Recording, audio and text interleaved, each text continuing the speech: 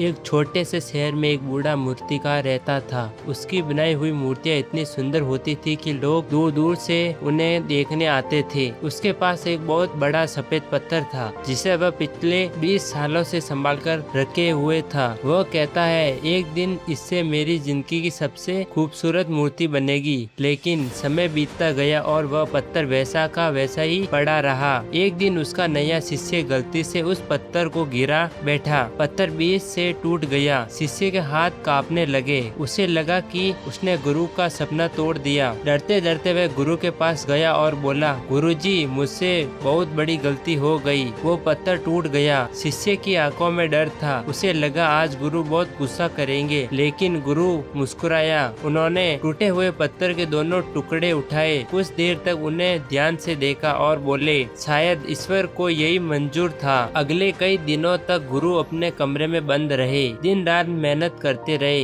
हथौड़े की आवाज आती रहती, पत्थर काटता रहा, आकार बदलता रहा और फिर एक सुबह पूरा शहर हैरान रह गया, क्योंकि उस टूटे हुए पत्थर एक नहीं, दो अद्भुत मूर्तियां बन चुकी थी। एक मूर्ति थी संघर्ष और दूसरी सफलता। दोनों मूर्तियां आमने सामने खड़ी थी। ऐसे लग रहा था कि जैसे संघर्ष सफलता को जन्म दे रहा है। लोग उन मूर्तियों को देखकर भावुक हो गए। किसी ने गुरु से पूछा, अगर पत्थर नहीं टूटता तो क्या इतनी सुंदर मूर्तियां बन पाती? गुरु मुस्कुराया और बोला, कई बार जिनकी हमें तोड़ती नहीं, हमें नया रूप देने के लिए बदलती है। बीज भी टूटता है तभी पेड़ बनता है, मिट्टी बिखरती है तभी घड़ा बनता है और इंसान टूटता है तभी उसकी असली ताकत बाहर आती है। इसलिए अगर आज जिंदगी ने आपको तोड़ा है, अगर हालात मुश्किल है, अगर सब खत्म होता हुआ लग रहा है, तो याद रखना, शायद ईश्वर आपको खत्म नहीं कर रहे, बल्कि आपको और पहले से ज्यादा मजबूत और खूबसूरत बना रहे हैं। धन्यवाद।